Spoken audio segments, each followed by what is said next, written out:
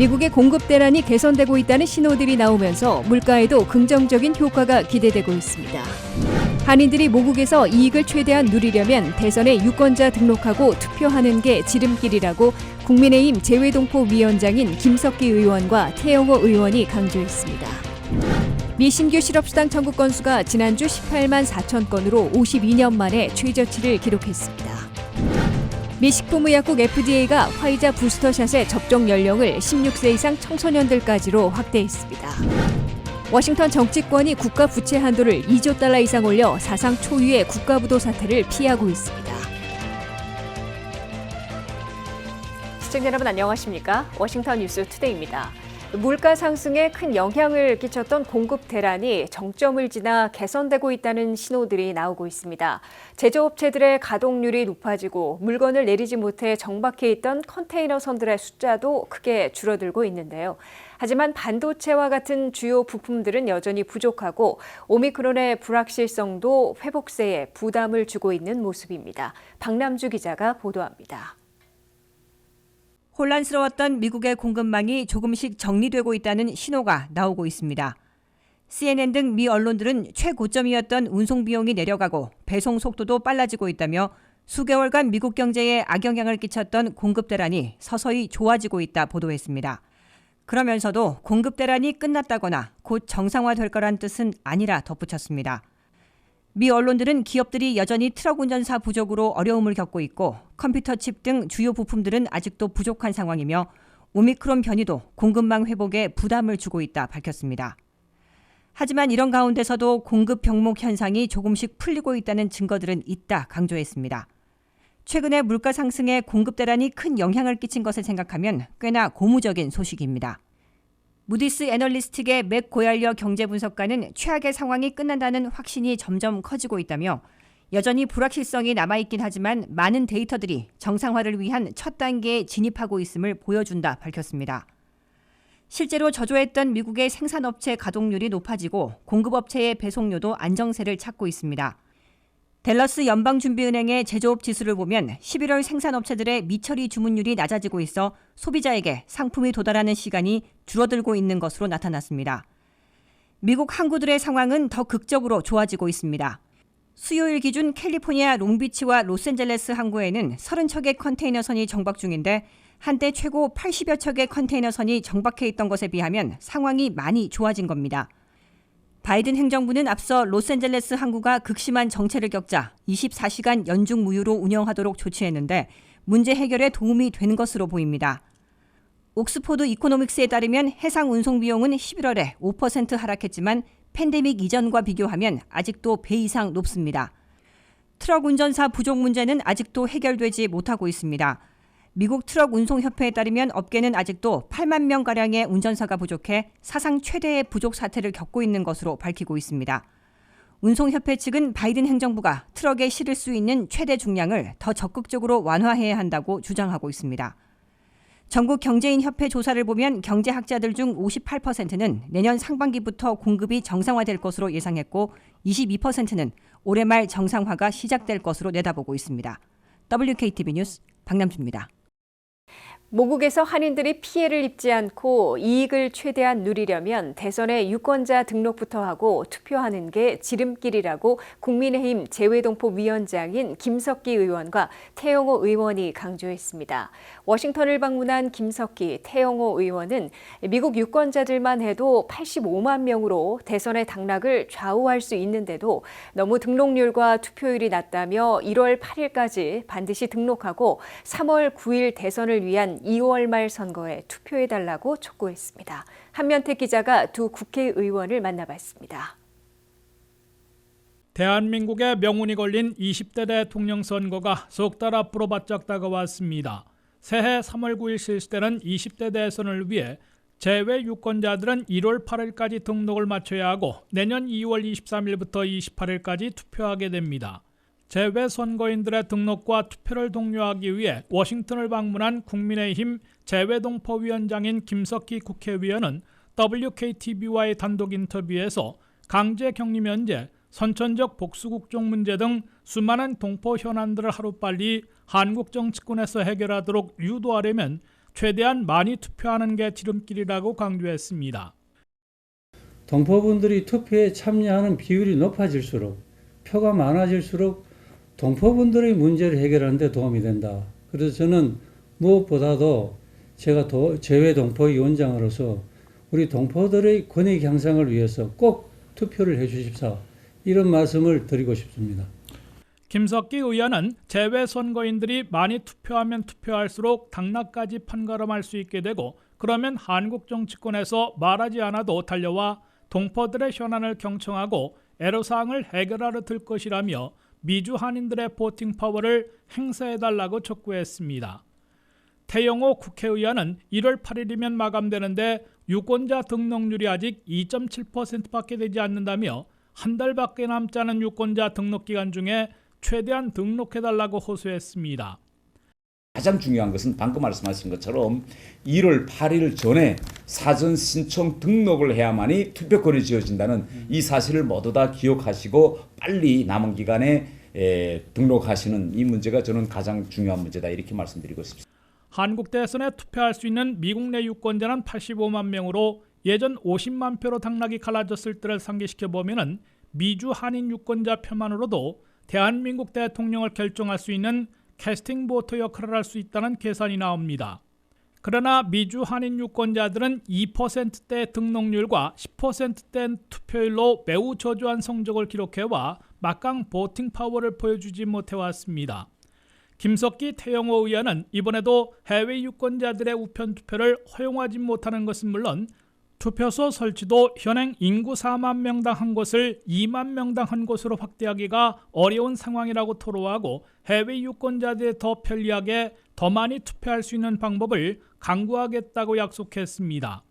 국민의힘 재외동포위원장인 김석기 의원은 격리 면제 대상에서 형제자매를 포함시키고 궁극적으로 백신 접종 고국 방문자들은 강제 격리를 폐지토록 개선하고 헌법 불합치 판정을 받은 선천적 복수 국적자들에 대한 관련법 개정도 새해 9월까지 기다리지 않고 조속히 추진할 것이라고 약속했습니다. 나아가 재외동포청 신설도 공약으로 추구하고 미국 등 해외 인재들을 최대한 영입해 한미동맹과 한국의 발전에 기여할 수 있는 시스템을 강구할 것이라고 다짐했습니다. WKTV 뉴스 한면택입니다. 미국에서 새로 신청한 신규 실업수당 청구 건수가 지난주 18만 4천 건으로 52년 만에 최저치를 기록해 팬데믹 이전보다 적어진 것으로 나타났습니다. 실업수당을 받고 있는 실직자들도 194만 7,600여 명으로 200만 명 아래로 떨어졌습니다. 미국의 고용시장이 팬데믹 이전으로 회복되면서 실업수당에 의존하는 근로자들이 급감하고 있습니다. 미 전역에서 새로 신청한 신규 실업수당 청구 건수는 지난 한 주 18만 4천 건으로 전주보다 4만 3천 건이나 감소하면서 다시 20만 건 아래로 떨어졌습니다. 특히 18만 4천 건은 1969년 9월 이래 52년 만에 최저치입니다. 미국의 신규 실업수당 청구 건수는 2주 전 처음으로 20만 건 아래로 떨어졌다가 다음에는 다시 22만 건으로 늘어났으며 2주 만에 최저치를 갈아치운 것입니다. 팬데믹 이전인 2019년에는 매주 평균 21만 8천 건의 신규 실업수당이 청구돼 팬데믹 이전으로 복귀하고 있음을 보여주고 있습니다. 워싱턴 수도권에서는 버지니아에서 3,700건이 신청돼 전주보다 2,800건 감소한 반면 메릴랜드는 2,500건이 접수돼 전주보다 380건 늘어난 것으로 나타났습니다. 반면 인구가 가장 많은 캘리포니아에선 5만 6,700건이나 신청돼 전주보다 9,800건 늘어났습니다. 뉴욕에서도 2만 2,700건이나 신청돼 7,900건 늘어났으며 텍사스에선 18,500여 건으로 8,000건 급증한 것으로 나타났습니다. 이와 함께 2주 늦게 집계되는 실업수당을 받고 있는 실직자들은 194만 7,600여 명으로 전주보다 35만 건이나 급감하며 200만 명 아래로 떨어졌습니다. 자영업자, 임시직들이 받는 연방실업수당 PUA는 전면 중단하면서 매주 수령자들이 줄고 있는데 12만 4,500명을 기록해 전주보다 4만 5,800명 줄었습니다. 장기 실직자들이 받는 PEUC는 11만 3천 명으로 전주보다 3만 4천 명 감소했습니다. 연방실업수당은 이미 9월 6일 노동절에 종료됐으나 행정 처리가 늦게 된 지역을 중심으로 아직도 연방실업수당을 받는 실직자들이 남아있으나 매주 줄고 있어 곧 사라질 것으로 예고되고 있습니다. 미 식품의약국 FDA가 화이자사의 부스터샷 접종 연령을 16세에서 17세 청소년들까지로 확대했습니다. 화이자 백신 1, 2차를 모두 접종하고 6개월이 지난 16세에서 17세 청소년들도 이제 성인들과 마찬가지로 부스터샷 접종이 가능하게 된 건데요. 세변이 오미크론 출현 이후 모든 성인들을 대상으로 하는 부스터샷 접종에 가속도가 붙은 만큼 청소년들을 위한 부스터샷 접종도 기세를 이어 본격 돌입하게 될 것으로 보입니다. 김지수 기자의 보도입니다. 미국 식품의약국 FDA가 화이자 부스터샷의 접종 연령을 16세 이상 청소년들까지 확대했습니다. 그간 성인들만 접종 가능했던 코로나19 백신 부스터샷이 이제 16세 이상 청소년들까지 맞을 수 있도록 허가된 겁니다. 이에 따라 화이자와 바이오엔테크가 만든 코로나19 백신 1, 2차 접종을 완료한 후 6개월이 지난 16세 이상 청소년들의 부스터샷 접종이 곧 돌입할 것으로 보입니다. 현재 미국에서 16세에서 17세를 대상으로 허가된 백신은 화이자 백신이 유일합니다. FDA 사무총장 대행은 성명을 통해 백신 접종과 마스크 착용, 사람이 많은 곳을 피하는 등의 기본적인 수칙이 여전히 코로나19 퇴치를 위한 가장 효과적인 방법이라고 밝히면서 연말을 맞아 사람들이 가족, 친구들과 실내에 모이는 만큼 백신과 부스터샷 접종이 계속되는 감염으로부터 예방해주는 최고의 보호책으로 남아있다고 말했습니다. 화이자와 바이오엔테크는 지난 수요일 총 2회에 걸쳐 접종하는 화이자 코로나 백신이 오미크론 코로나 바이러스 변종 감염 예방에 충분하지 않다는 예비 자료를 발표했습니다. 또한 2차 접종 후 맞는 부스터샷 한 차례 접종이 초기 코로나 바이러스에 대응한 1, 2차 백신을 합친 것만큼의 보호 수준으로 감염 예방률이 증가했다는 것을 발견했다고 밝혔습니다. 엘버트 블라 화이자 CEO는 성명에서 FDA의 청소년 부스터샷에 대한 긴급 사용 허가 결정은 현재 우리가 바이러스와 싸우는데 중요한 변곡점이 될 수 있다며 오미크론을 포함한 새로운 변종이 전 세계적으로 등장하지만 코로나19 확산을 최소화하는 가장 좋은 방법은 백신 1, 2차 접종에 이어 부스터샷까지 완전히 접종하는 것이라고 믿는다고 백신 접종을 권고했습니다. 한편 화이자와 바이오엔테크는 오미크론을 타겟으로 하는 새로운 부스터 백신 개발에도 착수해 100일 내에 시중에 내놓는다는 일정으로 추진하고 있으나 3차 부스터샷만으로도 중증 발병을 막아내는 것으로 확실해질 경우 오미크론을 막기 위한 새 부스터 백신은 필요하지 않을 수도 있다고 바이오엔테크의 CEO인 우그르 사인 박사는 밝혔습니다. 반면 모더나 백신을 미국 정부와 공동 개발한 모더나사의 스테판 반셀 CEO는 현재 백신이 오미크론을 막아내는 데 효과가 떨어질 수 있다고 보고 새로운 부스터 백신을 개발하는 데 주력하고 있다고 발표한 바 있습니다. WKTV 뉴스 김지수입니다. 워싱턴 정치권이 국가 부채 한도를 2조 달러 이상 올려 내년 11월 중간선거 직후까지 사상 초유의 국가 부도 사태를 피해가고 있습니다. 민주당만의 과반 지지로 가결할 수 있게 특별 허용한 신속 절차에 공화당 상원의원 14명이 지원하고 나서 출구 찾기에 성공했습니다. 보도에 한면태 기자입니다. 미국이 민주공화 양당 지도부가 출구 찾기에 성공해 사상 초유의 국가 부도 사태만큼은 피해가고 있습니다. 워싱턴 정치권은 28조 9천억 달러인 국가 부채 한도를 31조 달러 안팎으로 2조 달러 이상 올려 내년 11월 중간선거 직후까지 국가 부도를 막기로 합의하고 특별히 마련된 신속 승인 절차에 돌입했습니다.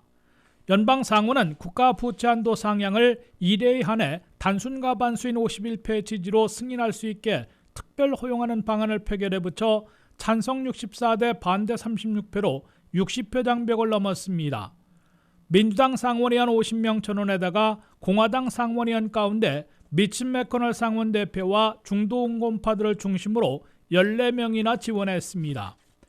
이 앞서 연방 하원에서는 지난 7일 상원의 특별 절차 허용안에 대해 찬성 222대 반대 212표로 가결한 바 있습니다. 이로써 연방 상원은 국가 부채 한도를 현행 28조 9천억 달러에서 2조 달러 이상 늘린 31조 달러 안팎으로 올리는 방안을 이번 1회에 한해 민주당만의 힘으로 가능한 51표 찬성으로 가결할 수 있게 됩니다.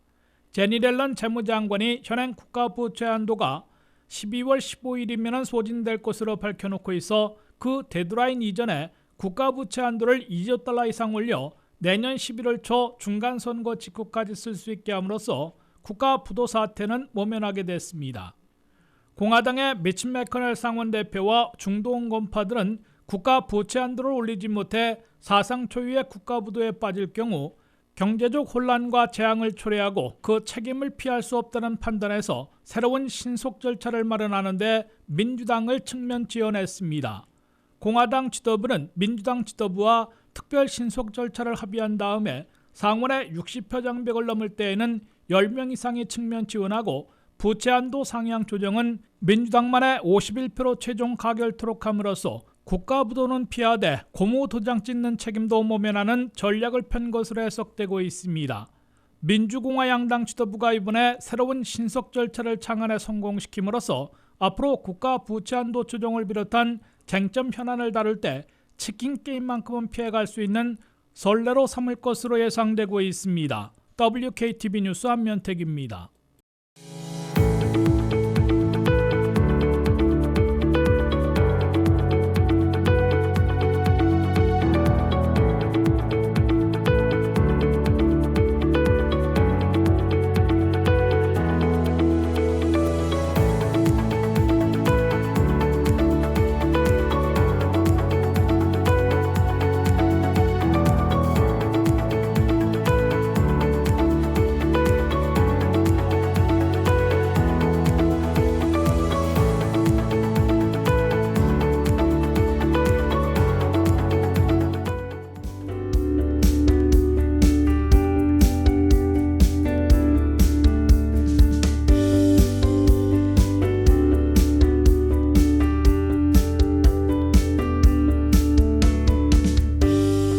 이상으로 워싱턴 뉴스투데이를 마치겠습니다. 시청해주신 여러분 고맙습니다.